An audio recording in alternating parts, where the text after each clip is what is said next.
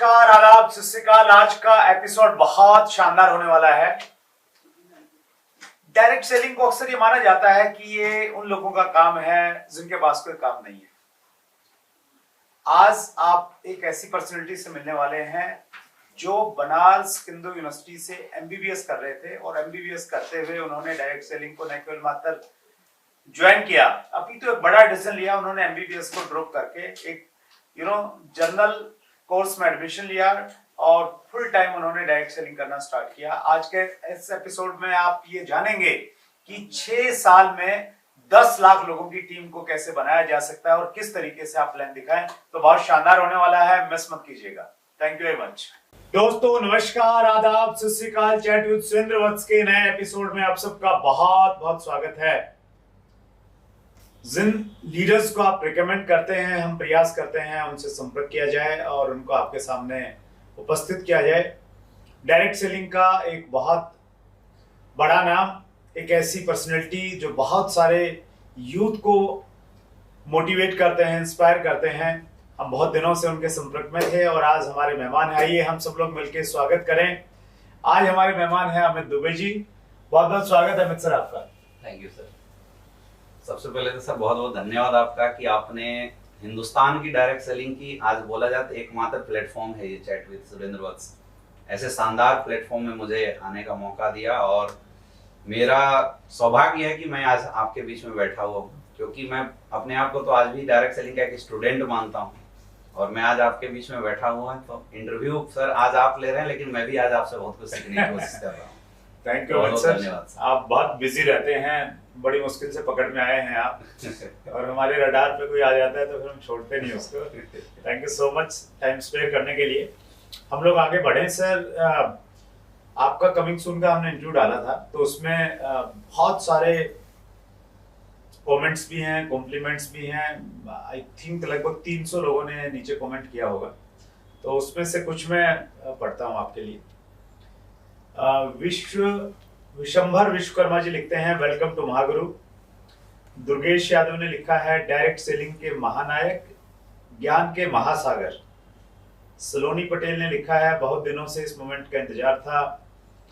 Champion भावना लिखते हैं, direct selling के रिकॉर्ड ब्रेकर। पीएन प्रजापति ने लिखा है, इस चैनल को काफी समय से आपका इंतजार था। आशीष कुमार ने लिखा है, नॉलेज के बादशाह। मोनू यादव ने लिखा है, आ रहे हैं क्रांतिवीर। पुष्पेंद्र सैनी ने लिखा है, नेटवर्क मार्केटिंग के ज्वालामुखी आ रहे हैं। और सुमंत मिश्रा ने लिखा है, डायरेक्ट सेलिंग के ऑलराउंडर का स्वागत है। इनमें से आपको कौन सी चीज अच्छी लगती है कि हाँ मेरे नाम के साथ ये सेट बैठती है? चल सर, ये लोगों का प्यार है। मैं रियल में बताऊं तो मैं कुछ भी नहीं हूँ। मैं आज भी इस इंडस्ट्री का एक लर्नर हूँ। लोग प्यार देते हैं, हाँ मैं अपनी 100% कोशिश जरूर करता हूँ कि जो चीज़ें मैंने सीखा है वो अपनी टीम को, अपने लोगों को दे सकूँ, क्योंकि इस इंडस्ट्री में नॉर्मल लोग आते हैं और उनकी करियर बनाना एज ए लीडर ये हमारी जिम्मेवारी है। तो हम उस पे चल रहे हैं, बाकी लोगों का प्यार है जो लोगों ने लिखा है। That's great. देखिए आपका अपनी कंपनी में तो आपका बहुत बड़ा नाम है, आप किसी परिचय के मोहताज नहीं है अमित जी, लेकिन हमारे इस प्लेटफॉर्म की खास बात यही है कि हाँ सभी इंडस्ट्री के लोग आते हैं सीखने के एटीट्यूड से। तो सबसे पहले आपका अब तक का सफर आप बताइए और उससे हमको सबक लेने की कोशिश करेंगे। सबसे पहले तो दोस्तों नमस्कार, मेरा नाम अमित दुबे। मैं बेसिकली रहने वाला हूँ झारखंड का। अभी मैं दिल्ली में रहता हूँ, बट मैं बेसिकली झारखंड से बिलोंग करता हूँ। झारखंड में एक डिस्ट्रिक्ट है पलामू डिस्ट्रिक्ट, और वहाँ एक छोटा सा गाँव है बसना, और वहाँ एक छोटा सा कस्बा है बड़कावन, जो कि बड़ा जंगल के एरिया में आता है। तो मेरी जन्म वहीं हुई है, मैं वहीं का रहने वाला हूँ। और बचपन में क्या था, हम लोग ऐसे जगह से बिलोंग करते हैं कि जहाँ पे एजुकेशन बहुत दूर दूर तक नहीं हुआ करता था। तो मुझे याद है कि जब मैं बहुत छोटा था तो हम लोग स्कूल जाने के लिए 5-5 किलोमीटर 6-6 किलोमीटर पैदल जाना पड़ता था। मतलब आप इमेजिन कर सकते हैं कि एक छोटा बच्चा बैग उठा के और 5 किलोमीटर पढ़ाई करने के लिए जाता है। ऐसे माहौल मुझे मिला था। मेरे पिताजी एक किसान हैं, तो गरीबी क्या होती है मैंने बहुत बखूबी देखा है। जिंदगी कैसे एडजस्ट किया जाता है, इन सारी चीजों को हमने देखा है। लेकिन ऐसा था कि बचपन में मेरे पिताजी को पता नहीं क्या ऐसा आया, उन्होंने मुझे बचपन से एक चीज दिमाग में डाला था कि बेटा तुझे इस जगह से निकलना है, इस माहौल से निकलना है, और उसके लिए तुझे पढ़ना पड़ेगा। एक छोटे से, मुझे लगता है 3-4 साल 5 साल के हम रहे होंगे, तब से उन्होंने ये बात मुझे बोल दिया था कि तुम्हें पढ़ना पड़ेगा। तो माइंड में एक ही चीज बढ़ा था कि अगर अपनी जिंदगी को सही बनाना है, जिंदगी सही क्या होती है उसमें बच्चे को नहीं पता होता है, तो पढ़ना पड़ेगा। और एक और चीज हुक किया था पिताजी ने मुझे कि तुझे टॉप करना पड़ेगा।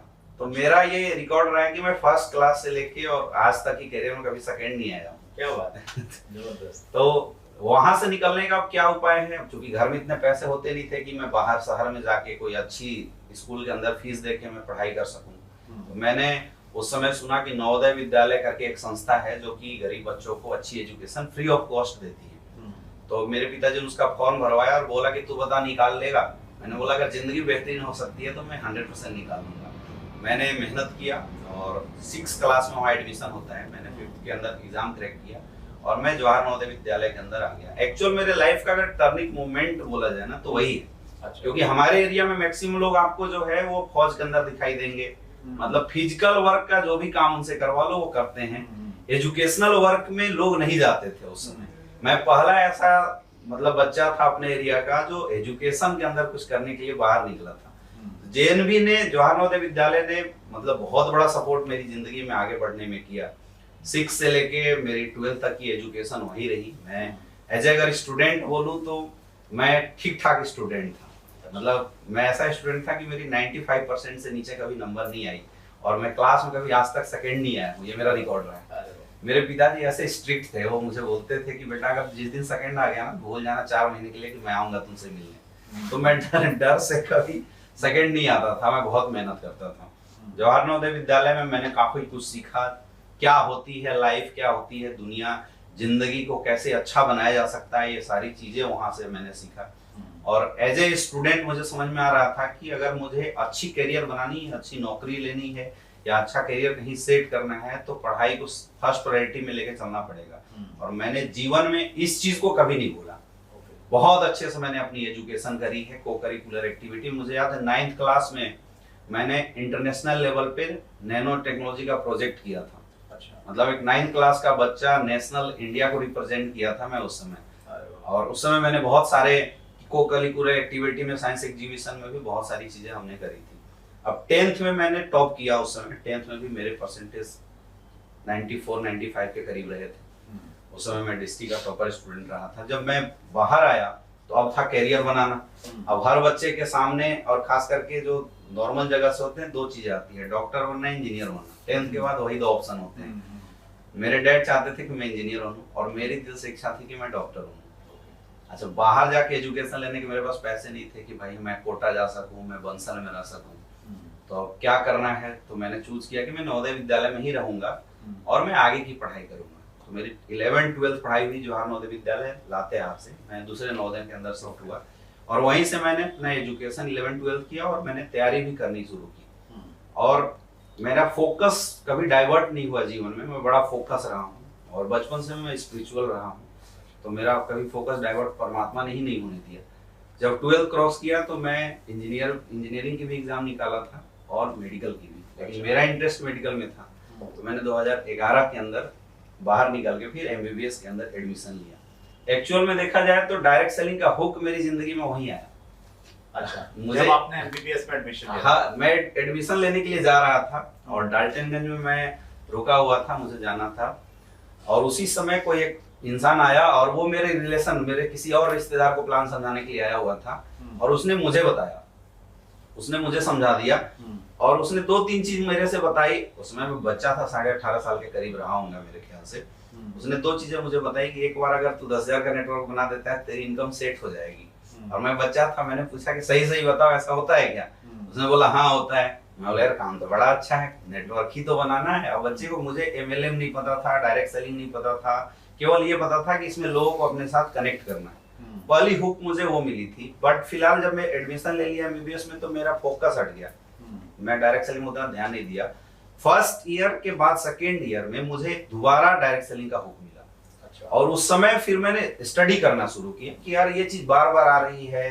मतलब मैं जिन लोगों को देखा था उस समय वो लोग क्या अचीवमेंट में देख रहा हूँ, आखिर है क्या। मैंने डीपली स्टडी किया जब नेटवर्क मार्केटिंग इंडस्ट्री को उस समय बाहर से, उस समय वीडियो वगैरह मिलते नहीं थे, कैफे में जाना पड़ता था, बैठ के वहां पे देखना पड़ता था किताबें आती थी, वो किताबें मैंने बहुत सारी पढ़ रखी, आज भी मेरे पास देखें हजारों किताबें। मैं डायरेक्ट सेलिंग के अंदर एक अच्छा स्टूडेंट हूँ आज भी, ये मैं बताता हूँ। तो उस समय मैंने जब किया तो मुझे लगा कि यार ये तो बड़ी तगड़ी इंडस्ट्री है, यहाँ पे तो अपने साथ साथ लोगों की करियर बदलेगी। मैंने फिर एमबीबीएस से कंपैरिजन करना शुरू कर दिया। अच्छा। मुझे लगा कि अगर मैं डॉक्टर बन जाता हूँ तो मैं एक एरिया में जाना चाहूंगा, एक एरिया के लोगों की सेहत सही करूंगा। चलिए ठीक है, लोग मुझे एज ए भगवान मानते हैं डॉक्टर को, लेकिन अगर मैं एक अच्छा नेटवर्कर बन जाता हूँ तो मैं करोड़ों लोगों की जिंदगी बदलने का पोटेंशियल रखता हूँ। ये मेरे माइंड में पता नहीं क्यों सेट हो गया। दूसरा, अगर मैं डॉक्टर बनता हूँ तो मैं घर परिवार के लिए क्या कर सकता हूँ, लेकिन अगर मैं डायरेक्ट सेलर बन जाता हूँ तो मैं घर परिवार के कई लोगों को सफल बना सकता हूँ, मैं डायमंड बना सकता हूँ। ये मेरे माइंड में आया। अब बचपना वाला माइंड था, पता नहीं क्या था, ये तो आप लोग बताएंगे। रियल में वो चीज ने मुझे इस इंडस्ट्री में झोंकने के लिए मतलब प्रेरित किया, और मुझे लगा कि पता नहीं ये इंडस्ट्री मेरे से कुछ करवाना चाहती है। उसके बाद मैं इस इंडस्ट्री की तरफ फुल अग्रसर हो गया। 2012 और 13 के बीच में मैंने ये डिसीजन बनाया कि मुझे डायरेक्ट सेलिंग इंडस्ट्री के अंदर अपनी फुल टाइम करियर के लिए डालना है। अच्छा, सबसे सर रिस्क की बात मैंने अपनी जिंदगी में क्या किया, मैंने एमबीबीएस क्विट कर दिया। अच्छा। मैंने स्टडी करी, लेकिन मैंने ऐसे नॉर्मल ग्रेजुएशन। और एमबीबीएस कौन से कॉलेज से कर रहे थे? मैं बीएचयू में था, बनारस हिंदू यूनिवर्सिटी के अंदर। हाँ, तो मैंने वहीं पे दूसरे साल एडमिशन लिया नॉर्मल कोर्स में। अच्छा। और घर वालों को मैंने आज तक नहीं बताया कि मैंने एमबीबीएस क्विट कर दिया। मेरी जिंदगी का सबसे बड़ा डिसीजन था, वास्ट डिसीजन। मतलब दुनिया ने बोला कि तू दुनिया की सबसे बड़ी गलती कर दी। मतलब बहुत अच्छी यूनिवर्सिटी से आप एमबीबीएस में एडमिशन होना अपने आप में बड़ी बात थी। बिल्कुल। और उस समय 2012-13 में तो मतलब 10 साल पहले तो इसकी और ज्यादा अहमियत थी। कंडीशन ऐसी थी सर, पेपर में आया हुआ था मेरा नाम, और मेरे समाज दुनिया सबको पता था। लेकिन ये इंडस्ट्री का बोलते हैं ना कि नेटवर्किंग का भूत जब एक बार चढ़ जाना किसी के ऊपर तो आसानी से नहीं हटता है। तो ये मुझे ऐसा फील आया था, ये ऐसा हो सकता है परमात्मा लोगों के लिए मुझे लाना चाहता था, इसलिए ऐसा रूप बनाया। क्योंकि बोलते हैं जो होता है अच्छा होता है, ऐसी बात हो सकती है। उस समय मैंने डिसीजन बना दिया, और जब इस इंडस्ट्री में आया तब मुझे पता चला इंडस्ट्री को जितने मैं हल्के में ले रहा था उतना हल्का है नहीं इंडस्ट्री। और उस समय फिर थपेड़े लगने शुरू हुए, स्ट्रगल का पीरियड शुरू हुआ, लोगों से मिलना, बिजनेस की बात करना। अच्छा, मेरा कोई मेंटर था नहीं बनारस के अंदर, मैं मतलब सिंगल था। किसी बंदे ने मुझे अप्रोच किया कि मेरे साथ आ जा। मैं बोला यार मैं पैसा ऑलरेडी एक जगह लगा चुका हूँ, तो मैं फिर तुम्हारे साथ दोबारा क्यों जुड़ूं। मैंने उसी आईडी पे वहीं से काम करने की शुरुआत करी। 3 साल, 3.5 साल, 4 साल लगभग मेहनत करने के बाद जब मैंने देखा कि नेटवर्क तो मैंने बना दिया, लेकिन जिस उद्देश्य के साथ मैं आया था इस इंडस्ट्री के अंदर, वो उद्देश्य मेरा पूरा नहीं होते दिखाई दे रहा है, या जिन लोगों को मैं ला रहा था वो उद्देश्य मेरा क्लियर नहीं हो रहा है। अब देखिए, मैं अगर सर ऐसा होता ना कि मेरी कोई कैरियर नहीं होती, मेरी मजबूरी बस में डायरेक्ट सेलिंग में आया होता, तो फिर था कि मैं सेटिस्फाइड कर जाता। लेकिन ऑलरेडी मैं इतना बड़ा कैरियर छोड़ के आया था जहां से मैं करोड़ों नहीं अरबों की इनकम कर सकता था। ये बात मैं भी जानता था, और आज भी मुझे पता है कि वो मेरा कोई छोटा मोटा कैरियर नहीं था जिसको मैंने छोड़ा था। तो छोटी सोच के साथ मैं इस इंडस्ट्री में आया नहीं था, और वो जब चीज मुझे दिखाई नहीं दे रही थी ना, तो मैं बड़ा परेशान हो गया। 2016 में एक दौर ऐसा आया था कि मैंने डिसीजन बनाया कि मैं नेटवर्क मार्केटिंग इंडस्ट्री अब नहीं करूंगा, मैं पुणे वापस जाऊंगा। मैंने ग्रेजुएशन पीजी डॉक्टरेट किया हुआ है, मैं रिसर्च करूंगा और अपनी करियर वहां बनाऊंगा। क्योंकि जब मैं पलट के उन हजारों लोगों की करियर की बात देख रहा था, उन लोगों को मैं देख रहा था जिन लोगों ने मेरे भरोसे अपनी करियर लगाई थी, तो फिर मुझे लगा कि यार स्ट्रगल करना पड़ेगा, इस इंडस्ट्री को समझना पड़ेगा, और जो चीज अछूता रह रही है ना उस बात को समझ के फिर से मार्केट में आना पड़ेगा। और उस समय मैंने बहुत एनालिसिस किया, बहुत रिसर्च किया इस इंडस्ट्री के ऊपर, R&D किया, प्लेटफॉर्म सही चूज किया, और उसके बाद आया। एक्चुअल में बोलूं तो मेरा जन्म डायरेक्ट सेलिंग इंडस्ट्री में 2016 में हुआ। क्योंकि उससे पहले मैं बिना समझे आया था। आज भी हजारों लोग ऐसे हैं जो नेटवर्क मार्केटिंग इंडस्ट्री में आते तो हैं, लेकिन बिना समझे आते हैं। तो पहली बार तो कुछ समझ में नहीं आता, उनको कुछ पता नहीं होता है। मैं हमेशा बोलता हूँ कि लोग इस इंडस्ट्री में 3 तरीके से ज्वाइन होते हैं। 90% लोग लपेट, चपेट और पेट से। लपेट का मतलब कि कोई रिश्तेदार मिल गया, उसने धर पकड़ के बोला यार मेरे साथ आ जा, तो लपेट में आ गए। चपेट मतलब कोई दोस्त यार मिला, बोला यार तूने मेरा साथ हर समय दिया, आज देगा नहीं देगा, निकाल पैसे, तो लोग दे देते हैं। और पेट मतलब कोई ऑप्शन नहीं समझ में आता तो कोई समझा देता है कि 10,000 लगाने हैं, लोग बनाने, पैसा कमाने हैं। लोग तो ऐसे आते हैं, समझ के कोई नहीं आता। रियल में अगर समझ के कोई आए ना तो उसका रूप ही अलग होता है। 2016 में मेरा पुनः जन्म हुआ इस इंडस्ट्री में, मैं रियल बताऊं तो, क्योंकि मैं समझ के आया। मैं हवा में नहीं आया, किसी के बहकावे पे नहीं आया, मैं सोच समझ के डिसीजन बनाया। और उस समय मैंने पढ़ाई को साइड करके full time as a career direct selling industry को करना शुरू किया कि अब जो करना है यहाँ से करना है। अब मैं डिसीजन बना रहा हूँ, ये मेरा परफेक्ट डिसीजन है। आज मुझे 2016 से लेकर अभी 6 साल के पीरियड में लगभग 10 लाख का नेटवर्क मैंने जनरेट किया है। और सबसे अच्छी बात है कि आज 50 से ज्यादा डायमंड गैलरी मेरे साथ है जो करोड़पति क्लब में है। दैट्स ग्रेट, बहुत इंस्पायरिंग है आपकी स्टोरी अमित जी। लेकिन आपकी स्टोरी में रिस्क भी है कि आपने एक बड़ा डिसीजन लिया एमबीबीएस छोड़ने का, और वो कारण बना कि आपके सक्सेस के लिए, आपको ऐसा लगता है? हाँ सर, मुझे लगता है कि सबसे बड़ा कारण था। मैंने इसीलिए नेक वर्ड वो यूज किया, परमात्मा जो भी करता है अच्छे के लिए करता है। मैंने जब एमबीबीएस छोड़ दिया था और मैंने घर परिवार में बताया नहीं था, तो मेरे पास ना सफल होने के अलावा कोई दूसरा ऑप्शन था नहीं, और इस इंडस्ट्री के अलावा कोई दूसरा ऑप्शन नहीं था। तो मेरे पास जब अल्टरनेट ऑप्शन जीवन में नहीं रहे ना, तो मेरा क्या सिंगल माइंड अप्रोच के साथ मैं लगा इस इंडस्ट्री में। मैंने जीवन में कभी सोचा ही नहीं कि मुझे कुछ और करना है। इसीलिए जितनी भी समस्या आई, जितनी भी मुश्किलें आई, बिजनेस अप हुआ, डाउन हुआ, मैं कभी हिला नहीं, क्योंकि मेरे पास ऑप्शन नहीं थे। आज बहुत सारे लोग हैं जो इस इंडस्ट्री में सफल तो होना चाहते हैं, लेकिन 10 ऑप्शन लेके बैठे हुए हैं। अच्छा, थोड़ा सा प्रॉब्लम जैसे आता है, प्रॉब्लम कहाँ नहीं आता, मैं बोलता हूँ हर काम में प्रॉब्लम है। yes. हर काम में रिस्क है। जैसे छोटी सी रिस्क आती है, लोग फिर उस अल्टरनेट ऑप्शन की तरफ चले जाते हैं। लेकिन अपने साथ क्या था, अल्टरनेट ऑप्शन नहीं था, तो हर प्रॉब्लम को मैं समझता था कि ये पार्ट है। पुल जला के आ गए थे, हाँ, उसको फिर आगे बढ़ना था। सिकंदर वाली कहानी थी सर कि उसने जब क्रॉस करता था तो पीछे के जितने भी नाव थे उसको जला दिया करता था, और अपने लोगों से बोलता था कि ये देखो तुम लोग को वापस जाने का ऑप्शन खत्म हो रहा है, अब या तो जीतो या तो मरो। तो लोग जीतते थे, और अमित जी सिकंदर की तरह आगे बढ़ रहे हैं इंडस्ट्री में। That's great sir. कुछ क्वेश्चंस और लेता हूं मैं अमित जी। देखिए, आपने बड़ा डिसीजन लिया 2012-13 में, जब डायरेक्ट सेलिंग को लेके बहुत अच्छा माहौल हमारे देश में नहीं था। बिल्कुल। गाइडलाइंस भी 2016 में आई हैं, अभी रूल्स अभी 2021 में लास्ट में आए हैं। इस समय तो चीजों में क्लैरिटी है। आपको आने वाला समय डायरेक्ट सेलिंग का कैसा लगता है हिंदुस्तान में? अभी सर मैं अगर बोलूं हिंदुस्तान में उन हजारों लाखों लोगों के लिए, तो डायरेक्ट सेलिंग इंडस्ट्री हमारा फ्यूचर है। और ये मैं नहीं बोल रहा हूं सर, ये फैक्ट्स बोल रहे हैं, स्टेटिस्टिक्स बोल रही है, डाटाज बोल रही है ये बातें। आप देखिए 1980 के दशक में एक दौर था टेलीकम्युनिकेशन, कंप्यूटर इंडस्ट्री का, आईटी इंडस्ट्री का। उस समय जिन लोगों ने उस इंडस्ट्री में अपने आप को डाला, टॉप लेवल पे हैं आज के समय में। 2000 के समय में टेलीकम्युनिकेशन इंडस्ट्री जब मार्केट में आई थी, एक एक एसटीडी पीसीओ खोल के लोग अच्छा पैसा कमा लेते थे। वो दौर था एक, है ना। 2011-12 के समय में जब सोशल मीडिया का जमाना आया, और मैं एक्चुअल बोलूं तो 16 के बाद डायरेक्ट सेलिंग का जमाना आ गया, जब गवर्नमेंट ने इसको हरी झंडी दिखानी शुरू करी। तो अभी के समय में ये ट्रेंड है, और कोई भी इंसान जब ट्रेंड को फॉलो करता है तो वो सफल हो जाता है। तो एक्चुअल देखा जाए तो आज हम जिस ट्रेंड में है ना, ये ट्रेंड है डायरेक्ट सेलिंग इंडस्ट्री का।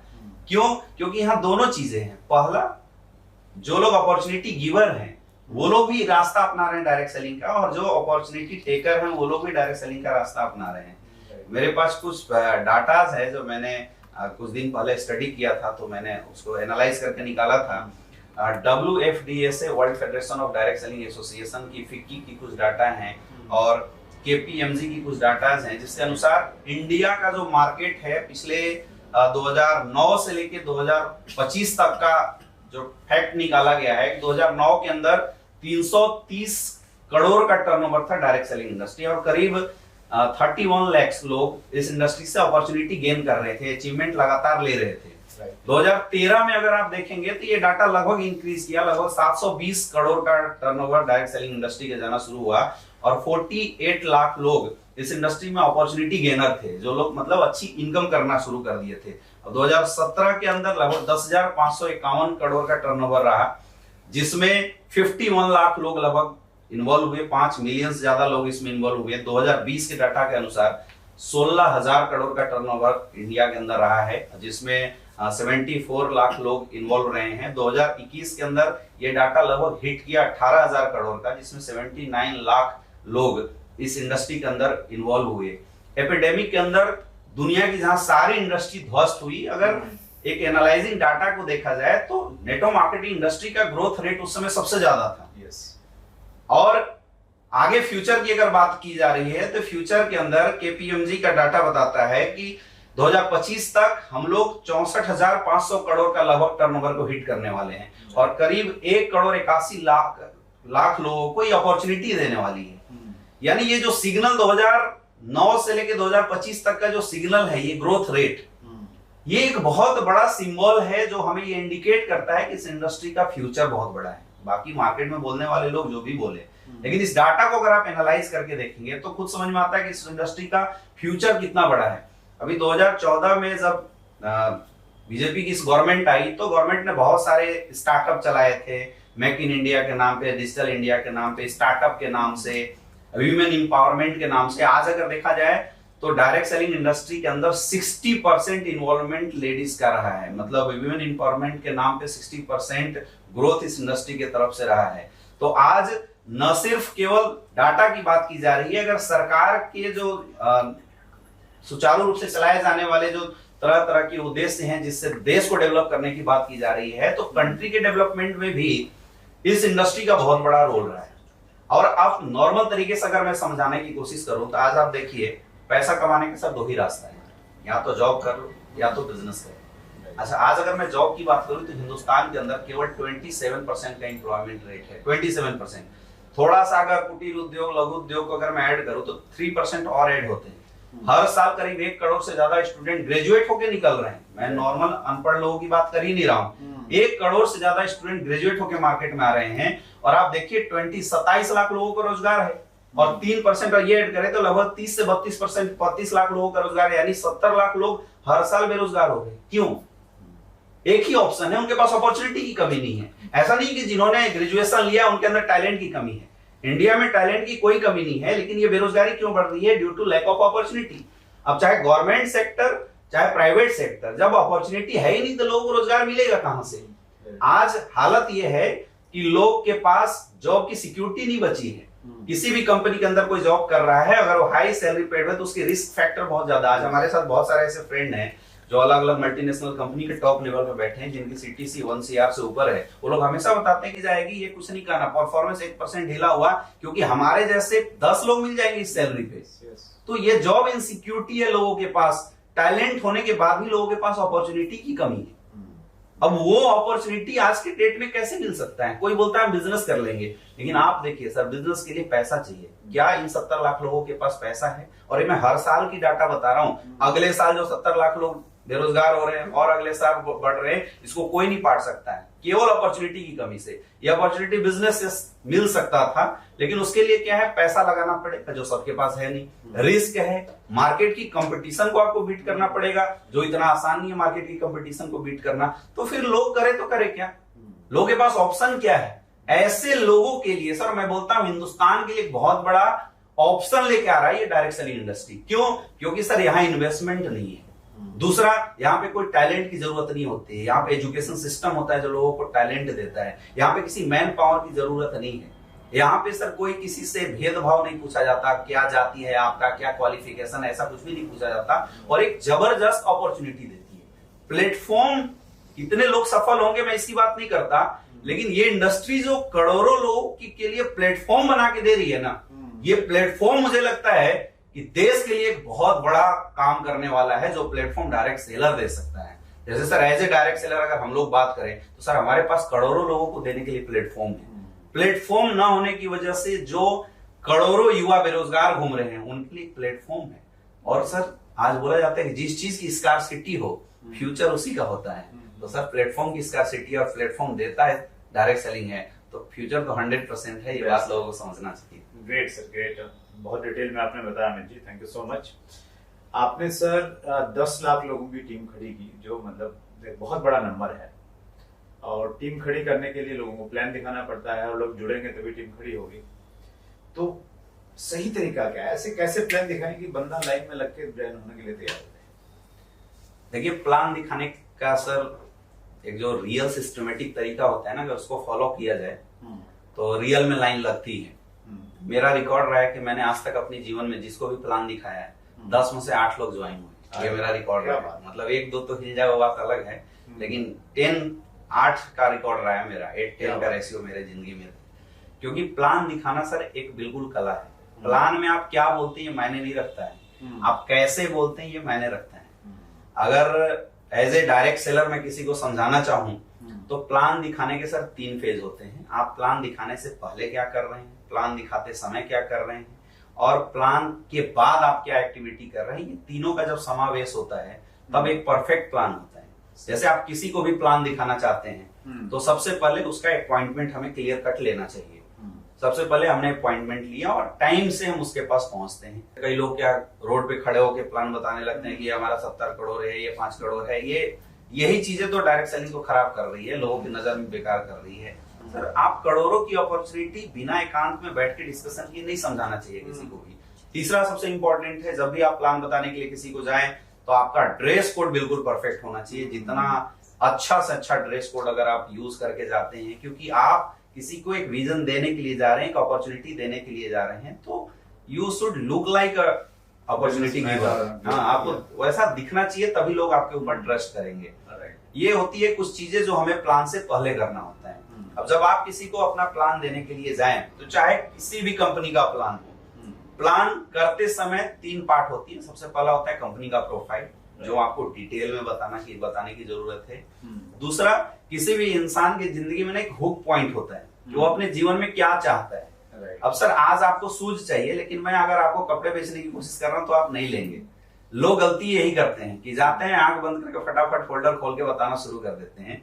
आपको प्राइमरी मोटिवेशनल फैक्टर जानना पड़ेगा उस इंसान का कि क्या है, वो आपसे क्या चाहिए होता है। क्योंकि नेटवर्क मार्केटिंग इंडस्ट्री के प्लान में सिर्फ प्रोडक्ट नहीं है, बहुत सारी चीजें हैं। किसी को अपॉर्चुनिटी चाहिए, किसी को यहाँ से मिलने वाले मान सम्मान चाहिए, किसी को जीने का एक मकसद चाहिए जो इंडस्ट्री देता है। तो अलग अलग चीजें हर लोगों के लिए होनी चाहिए। तो सबसे पहले स्टार्ट करने से पहले, आपको अपना फोल्डर खोलने से पहले आपको ये पता करना पड़ेगा कि सामने वाला इंसान का प्राइमरी मोटिवेशनल फैक्टर क्या है, उस पर बात करना चाहिए। और उसके लिए 5 से 10 मिनट का एक स्लाइड इंट्रोडक्टरी चैप्टर जरूर होना चाहिए कि अगर मैं आपके पास गया तो सबसे पहले बैठ के मैं आपके साथ एक हार्टली कनेक्शन बनाऊं। जब तक ये कनेक्शन नहीं बनेगा तब तक प्लान बताने का कोई फायदा नहीं है। अगर आपको किसी के पास गए और कोई आपसे बोल रहा है कि नहीं जी मेरे पास टाइम नहीं, फटाफट बता दो, तो मैं बोलता हूँ कि ऐसे लोगों से बोलिए कि भाई साहब अगली बार मिलते हैं, दोबारा बात करते हैं हम लोग।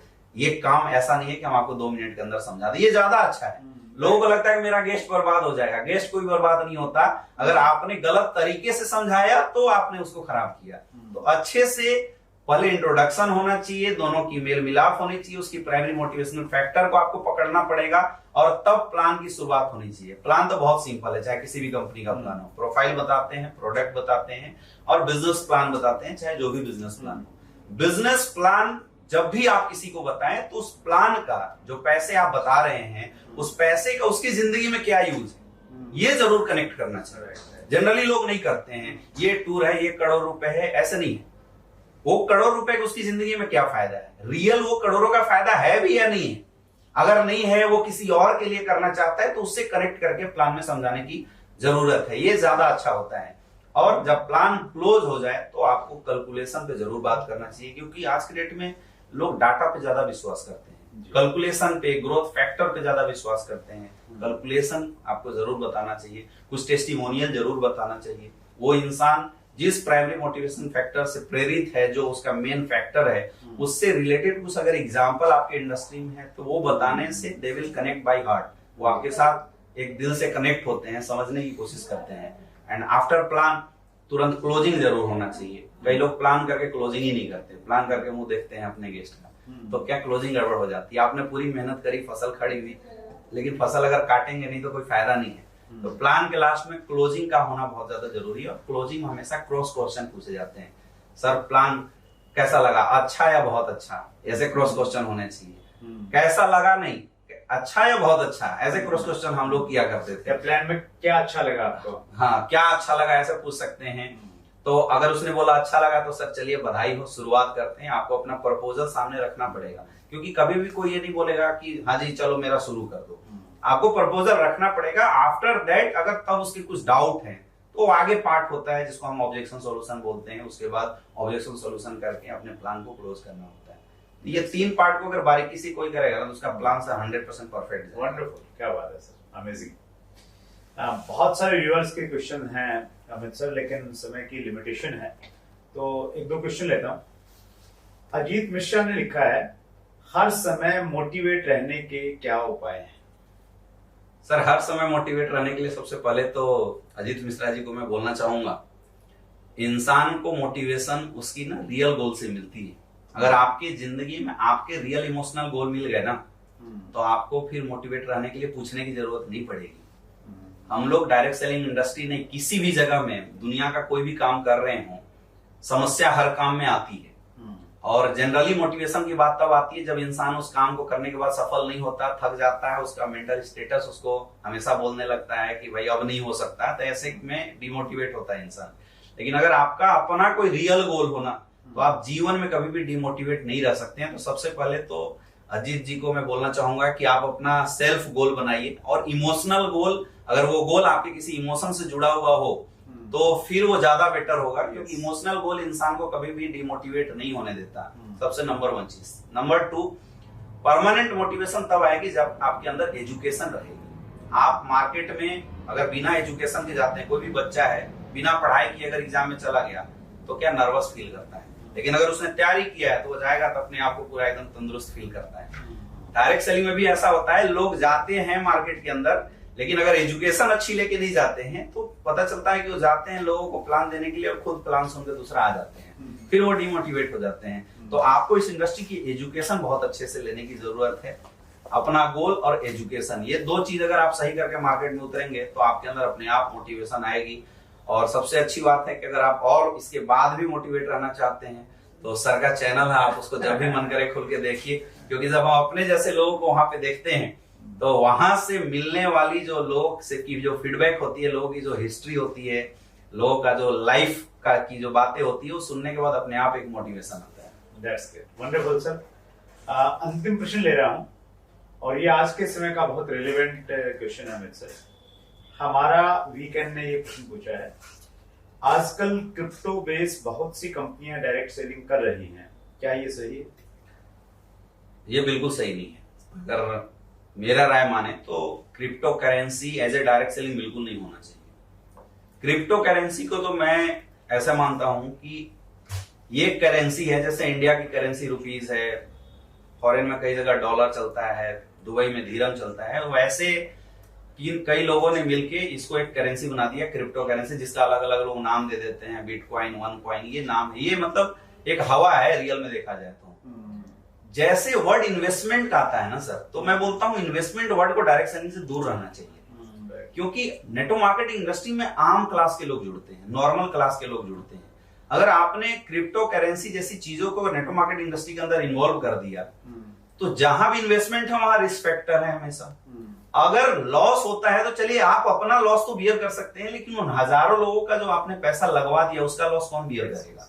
और बाद में मैंने अक्सर देखा कि ऐसे लोग जो चंद पैसों के लालच में अपने और अपने लोगों का पैसा लगवा देते हैं, वो बाद में कहीं के नहीं रहते। तो सबसे पहले तो ये चीज ही इलीगल है। नेटवर्क मार्केटिंग इंडस्ट्री का कॉन्सेप्ट कभी इन्वेस्टमेंट से जुड़ा था ही नहीं। नेटवर्क मार्केटिंग इंडस्ट्री सर का कॉन्सेप्ट बेबीलोन की जब सभ्यता आई थी उस समय भी एक रूल्स बना था, उस समय हम्मुराबी रूल्स बना था, और वहां के लोग पेडलर बोले जाते थे उस समय, वहां से बनाया गया था ऐसा कॉन्सेप्ट। तो तब से लेके आज तक डायरेक्ट सेलिंग इंडस्ट्री में कभी भी इन्वेस्टमेंट वर्ड तो ऐड हुआ ही नहीं, लेकिन यहाँ पे लोग उसको ऐड कर देते हैं। मैं तो बोलता हूं कि गवर्नमेंट भी बहुत जल्दी इस पे एक्शन करने वाली है, और होना भी चाहिए, क्योंकि इससे बहुत लोग खराब हो जाते हैं। मैंने ऐसे ऐसे लोगों को देखा सर जो ये इन्वेस्टमेंट के चक्कर में पड़ने के बाद ऐसी लेबिलिटी में आके सुसाइड करने के चक्कर में पड़ गए। तो भाई कल के डेट में परिवार समाज के सामने मुंह ना दिखाने से अच्छा है कि आज आप बच के रहिए और इन चीजों से दूर रहिए। ये एक बहुत बड़ा इंटरनेशनल गेम है जहां पे ब्लैक पैसे को व्हाइट करने के लिए लोगों ने एक करेंसी बना के रखा है कि फॉरेन में इस करेंसी को इतना में खरीदो, यहाँ पे ये करेंसी बेचो तो इतने कैश यहाँ पे डिलीवर हो जाएंगे। बहुत सारे इसके पीछे स्कैम चल रहा है। तो इन स्कैम से डायरेक्ट सेलिंग को दूर रखना चाहिए। डायरेक्ट सेलिंग दिल वालों का बिजनेस है, डायरेक्ट सेलिंग नॉर्मल क्लास का बिजनेस है। यहाँ पे गरीब तबके के लोग आते हैं, मिडिल क्लास के लोग आते हैं, सपने पूरे करने वाले लोग आते हैं। लूटने और सपने पूरा करने मांगता है। अमित सर क्या रहता है कि जब ये इस प्रकार की कोई भी स्कीम आती है ना, लुभावनी, पहले बहुत सारी चीजें आती रही हैं, तो वो एक अट्रैक्टिव अमाउंट देती है। हाँ। और जो अमाउंट जब दिखता ना आदमी को, तो फिर वो सारे के सारे फैक्ट भूल जाता है। इनके प्लान भी सर बड़े आसान होते हैं, क्योंकि इसमें लालच फैक्टर होता है। लालच फैक्टर का रिजल्ट बहुत अच्छा होता है। हम अगर एक प्रोडक्ट बेस में मेहनत करते हैं ना तो बहुत ज्यादा टाइम लगता है, लेकिन लालच फैक्टर एक क्विक डिसीजन बना के लोगों को देता है। लेकिन वो बोलते हैं कि अभी लालच किए तो बाद में पछताएंगे। तो जो लोग, और इसमें मैं अक्सर देखा हूं ऐसे लोग ही इन्वॉल्व होते हैं जिनका अपना कोई जागीर नहीं होता, जो मतलब इंसानियत को बेच खाए होते हैं और ये सोचते हैं कि बस किसी भी तरीके से लोगों से पैसा ले लेना है। ये वाली बात है। अगर आपको करना है, इन्वेस्टमेंट करना है, आप सेल्फ इन्वेस्टमेंट करो, लेकिन इसको डायरेक्ट सेलिंग में जोड़ना ये 100% गलत है मेरे। हाँ, डायरेक्ट सेलिंग में बिल्कुल नहीं हो। आपने अगर रिस्क ले भी सकते हैं आप, तो इंडिविजुअल रिस्क अपने लीजिए, कोई दिक्कत नहीं, आपका पैसा है, आप लीजिए रिस्क, लेकिन लोगों का पैसा आप अपने भरोसे लगा दे रहे हैं, जबकि आपको खुद नहीं पता है कि कल कॉइन की वैल्यू ऊपर उठेगी या गिरेगी, ये किसी को नहीं पता। ये तो रेगुलेट किया जाता है कहीं एक से। मैं हूं सर ऑनर, या हम 10 लोग ऑनर है, हम 10 लोग मिलकर मीटिंग की, हमने कॉइन की वैल्यू बढ़ा दी या घटा दी, आप क्या कर लेंगे? ये तो बहुत बड़ा सर्कुलेशन चल रहा है। तो इसमें आम लोग जिसको कोई नॉलेज नहीं है, केवल ये लालच दिखा के अभी 10-10 हजार लगा दे, तेरे पैसे डबल हो जाएंगे, या 10 लाख मिल जाएगा, 1 लाख मिल जाएगा, ये गलत है, ये बिल्कुल नहीं होना चाहिए। बाकी इंडिविजुअल लेवल पे सबकी जिसका मन है वो करे, ये कोई बड़ी बात नहीं है, कर सकते हैं लोग, लेकिन डायरेक्ट सेलिंग में इसको इन्वॉल्व करना ये 100% गलत है मेरे अनुसार। Thank you so much Amit ji, आपने बहुत क्लैरिटी लेके आई है। बहुत एक ज्वलंत क्वेश्चन है, इंडिविजुअली भी लोग पूछते हैं। Thank you so much Amit sir, आपने बहुत सारी चीजें बताई, आपकी स्टोरी से बहुत कुछ सीखने का है। और उसके बाद में प्लान के बारे में बहुत डिटेल में आपने बता दिया कि वैसे करके 10,000 लोगों की एक टीम खड़ी की जा सकती है, और लास्ट में क्रिप्टो के बारे में बताया। आपके पास में बहुत अच्छा विजडम है अमित जी, आपकी बहुत सारी वीडियो मैंने देखी। एक्चुअली आने से पहले मैं थोड़ा होमवर्क करता हूँ, तो बहुत लेट भी हो गया रात को सोने में, अमित जी की वीडियो देख रहा था। सो बहुत अच्छा कंटेंट है आपका, और इसी प्रकार से बस मैं एक आपसे गुजारिश करना चाहता हूँ। आपका एक बहुत बड़ा लेवल और बहुत बड़ा मुकाम है, तो अभी हम लोग सिर्फ कंपनी के लिए काम नहीं करें, हम लोग इंडस्ट्री को ध्यान में रख के हम लोग काम करें, इंडस्ट्री को एक बेहतर बनाएंगे और ऐसा अच्छा माहौल क्रिएट करेंगे ताकि सभी अच्छी कंपनियों को काम करने में, मिलने जुलने में बहुत अच्छा महसूस हो। और ऑलरेडी आप उस दिशा में काम भी कर रहे हैं। सो आप आए, समय निकाला, दिल की गहराई से पूरे व्यूअर्स की तरफ से बहुत बहुत धन्यवाद। Thank you sir, thank you so much. और ये एक छोटा सा हमारे व्यूअर्स की तरफ से एक छोटी सी भेंट आपके लिए। Thank you, thank you, thank you so much. So ये थे Amit Dubey ji, direct selling industry में एक बहुत उभरता हुआ नाम, और एक बड़ा अच्छा एग्जांपल है। MBBS की पढ़ाई कर रहे थे, एक बड़ा डिसीजन लिया, और बड़े डिसीजन लेके ही कुछ बड़ी अचीवमेंट प्राप्त होती है लाइफ में। अगले मंगलवार को रात्रि 8 बजे आप किससे मिलना चाहते हैं, किन लोगों को आप सुनना चाहते हैं, नीचे कमेंट्स में उनके नाम लिखिए। और हमेशा हम आपसे अनुरोध करते हैं, आप अपनी कंपनी का नाम मत लिखिए, और आप हमेशा उसका पालन करते हैं, उसके लिए बहुत बहुत धन्यवाद। अपना ख्याल रखिएगा, अगले मंगलवार को फिर मुलाकात होगी। अगर आपने अभी तक chat with Surendra Vats channel को सब्सक्राइब नहीं किया है तो अभी सब्सक्राइब करें और बेल आइकन दबाना ना भूलें, जिससे आपको आने वाली सभी वीडियोस की अपडेट सबसे पहले मिले और हमारी किसी वीडियो को मिस ना करें। वीडियो को ज्यादा से ज्यादा शेयर और लाइक करके अपना प्यार जरूर दें।